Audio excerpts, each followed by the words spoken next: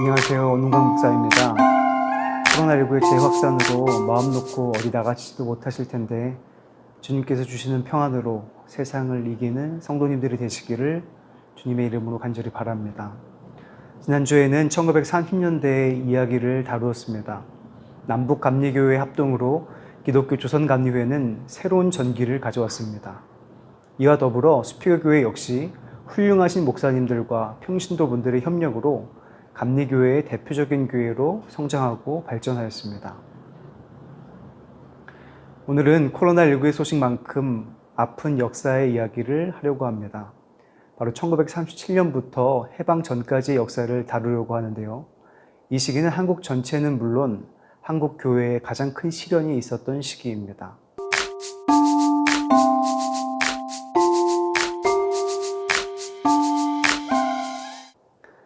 1931년에 일본의 조선에 대한 경제 정책은 조선공업화 정책이었습니다. 일본의 대공황을 타개하고 시장 확보를 위한 정책이었는데 이는 조선 내의 필요에 일정하게 부응하는 측면이 있었습니다. 이와는 달리 7대 조선 총독으로 미나미 지로가 부임하면서 착수된 정책은 대륙 전진 병참기지, 즉 병참기지화 정책이었습니다.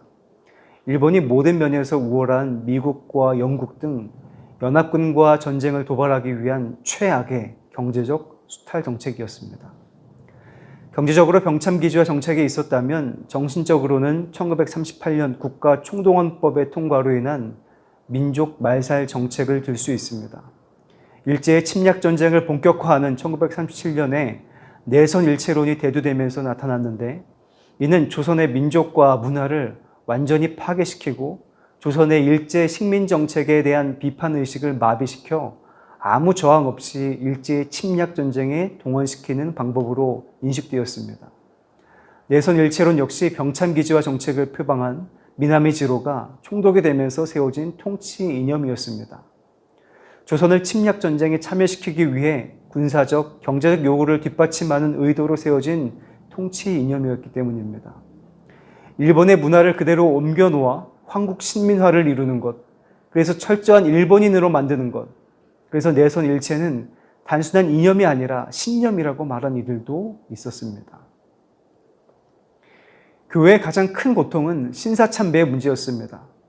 일본의 국가신도는 천황의 조상이라는 태양여신 아미테라스 오미가미를 모신 2세 신궁을 정점으로 각 지역의 신사를 속하게 하였는데 국민 전체가 신사에 속하게 하였습니다.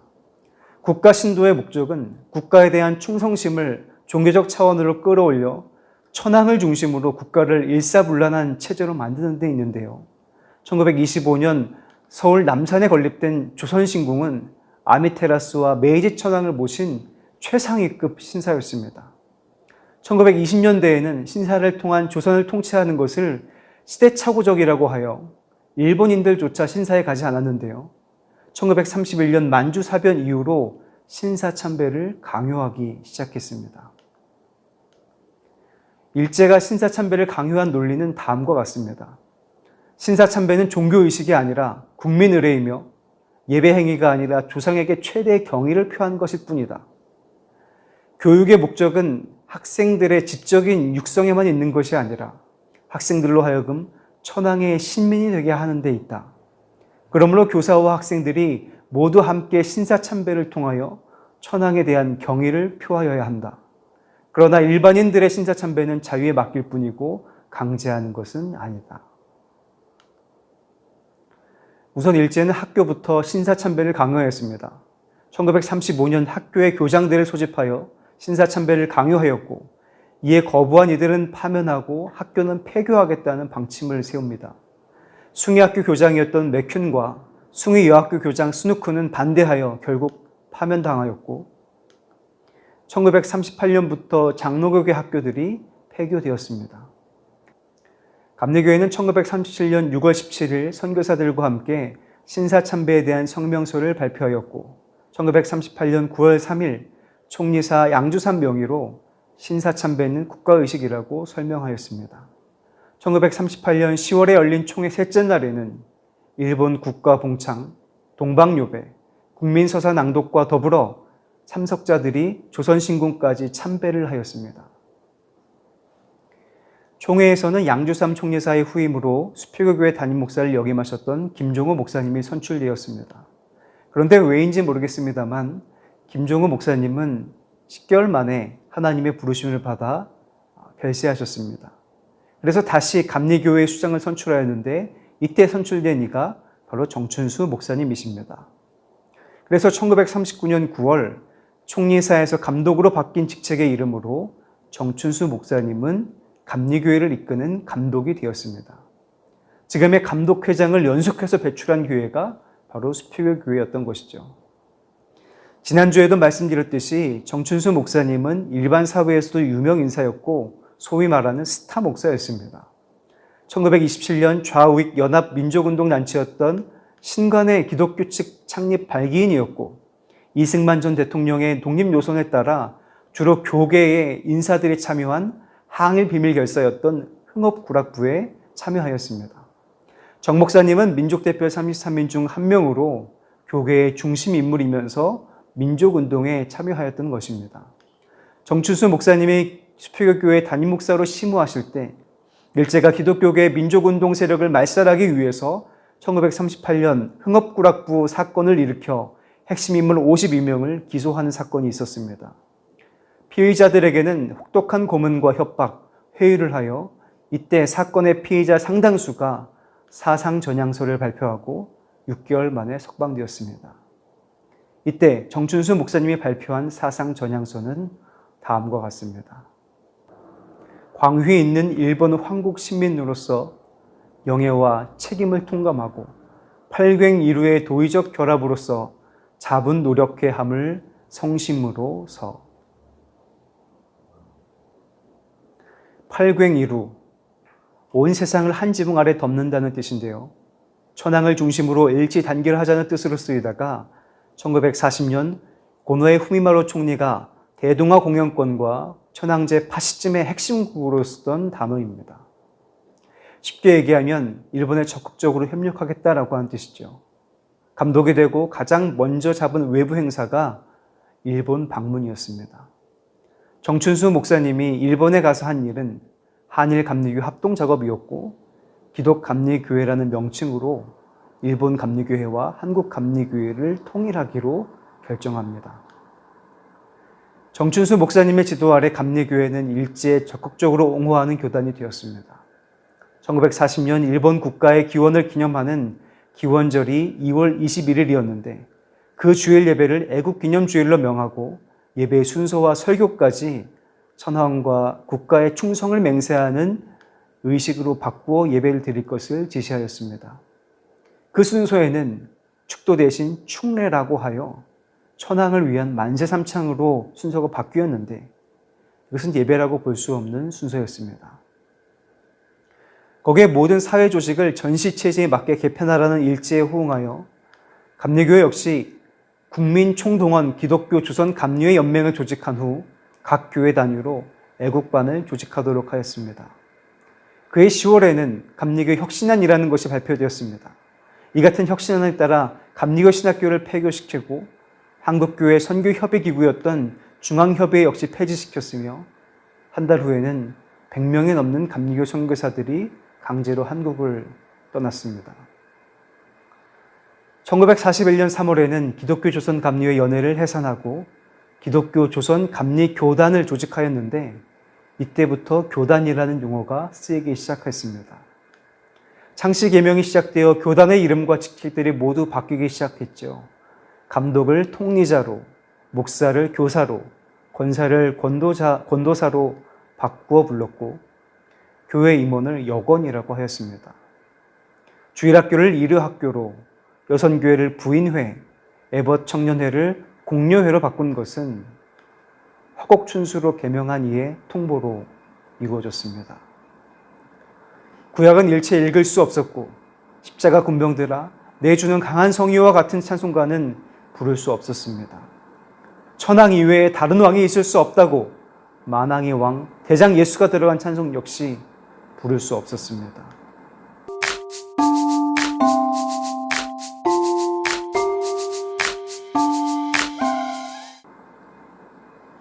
정춘수 목사님은 기독교 조선 감리회 감독이 되면서 구역회 조정과 파송을 하였고 감독 직책을 수행하기 위해 1940년부터 이경중 목사님이 수표교회 담임 목사로 파송되었습니다. 이경중 목사님은 개성 출신으로 개성 한영서원을 졸업하고 세례를 받았습니다. 1917년 애국 창가집을 제작하고 배포하였다고 2년의 옥고를 치르고 3.1운동 때 만세 시위에 참여하였습니다. 그 중국에 유학하여 상해 동호대학을 졸업한 후 협성신학교회에 편입하여 목사가 되었습니다. 개성중앙교회와 개성북부교회에서 목회를 할 동안 신건에 가입하여 민족운동을 하였습니다. 이경중 목사님은 체구가 큰 것으로 유명하였는데 뚱뚱한 배는 지혜로 채운 배라고 칭하기도 하였습니다. 이경중 목사님의 수표교회 목회 역시 1년에 그쳤고 이어서 박창현 목사님이 부임하였습니다. 이경중 목사님은 도화동교회, 지금의 마포중앙교회로 옮겨가셨고 도화동교회를 심우하던 박창현 목사님이 파송된 것입니다. 담임자가 자주 바뀌었기 때문에 특별해 보이지 않습니다만 당시 수표교회 전도사님으로 심우하셨던 이호덕 전도사님의 증언을 보면 또 다른 이유가 있어 보입니다. 제가 그 증언을 읽어드리도록 하겠습니다. 당시 교회는 정춘수 목사가 담임하고 있었다. 8월에 목사님의 호의로 양덕 온천에 휴양 가서 병에 차도가 있어 계속 심우하였다. 그 이듬해 10월에 정춘수 목사님이 감리교계 감독으로 취임된 후 후임으로 오신 분이 이경중 목사님이셨다. 3년간 수표교회에서 교역 중 외정의 탄압으로 그가 다른 교회로 가고 박창현 목사가 후임으로 와서 일하는 동안 1941년에 나는 친일파의 장난 정책으로 알지 못하는 모략에 전도사직을 파면당하게 되었다. 억울했으나 정든 수표교회를 떠날 수밖에 없었다. 외정의 탄압, 그것이 이경중 목사님이 1년 만에 다른 교회로 가게 된 이유였습니다. 당시 수표교회에서 도화동교회로 가는 것은 좌천의 성격이 강하였습니다. 더군다나 2년 후 감리교 혁신교단이 국방헌급의 명목으로 전국의 40여 교회와 예배당이 매각될 때 폐쇄 처분을 받게 된 교회였습니다. 교환되어 오는 박창현 목사님은 배제학당을 졸업한 후 피어선 성경학교와 협성신학교를 졸업한 후 목사 안수를 받았습니다. 석교교회와 도남리교회, 중곡교회를 거쳐 도화동교회에서 7년간 목회를 하다가 수표교회로 파송된 것입니다. 박창현 목사님은 혁신교단 총회에서 초대 경성교구장에 임명된 박연소 목사와 친밀한 관계였습니다. 그래서 박연소 목사의 의지 역시 반영되었다고 볼 수 있는데 박연소 목사는 정춘수 목사님과 같은 노선을 취하는 이였습니다. 그래서 박연소 목사와 친밀한 관계였던 박창현 목사님은 정춘수 통리자와 박연서 경성교구장이 하는 행사에 적극적으로 참여하는 모습을 보여줍니다. 1941년 12월 8일 일본의 진주만 기습으로 태평양 전쟁이 발발하자 일제는 한국인들을 동원하기 시작하였습니다. 대학생들을 비롯한 청년들은 학도병과 군인으로 차출되었고 일반인은 노무자로 여성은 위안부로 끌려갔습니다. 감리교 혁신교단의 정춘수 통리자는 철문과 철책, 교회 정도 헌납하여 성전 완수에 협력하라는 공문을 보냈고 정춘수에 이어 통리에 오른 변홍규 통리자는 모든 교회가 비행기를 헌납으로 적극 참여하자며 시국 담화문을 발표하기도 하였습니다. 이를 위해 예배 처소와 교회 부지가 강매되기도 하였습니다. 1943년 일제에 의해 강제로 타교단과 합동을 하였으나 그것은 실패하였고 다시 일본 기독교 조선감리교단으로 돌아갔는데 그때 정춘수는 다시 통리자가 되었습니다. 이제는 반대파의 저항을 받지 않았습니다. 반대하는 목사들은 대부분 휴직이나 대명 처리되었고 심지어 추방이나 면직된 이들도 있었으며 파면 처리된 이들도 있었습니다. 반대파들이 사라지자 일제협력은 한층 적극적이 되어 1944년 3월 3일에 애국기 헌납 및 교회 병합 실시가 통과되었습니다. 감리교단호를 사기 위해 34개의 교회가 폐지되었습니다. 특히 34개의 교회 중에는 남감리교회의 상징적인 교회인 광희문교회와 민족운동의 산실이었던 상동교회, 용두동 교회가 포함되어 있었습니다. 무엇보다 상동교회는 그 건물을 황도문화관이라는 간판을 달아 목사들에게 신도 교육을 하는 장소로 탈바꿈되었습니다. 그 후 1945년 7월 19일부터 20일에는 남아있던 장로교, 구세군, 성공회 등과 함께 일본 조선기독교단이라는 단일 개신교단 조직으로 일제에 의해 강제 통합되었습니다. 그러나 강제로 함께한 시간은 25일 뿐이었습니다. 광복이 되었기 때문입니다.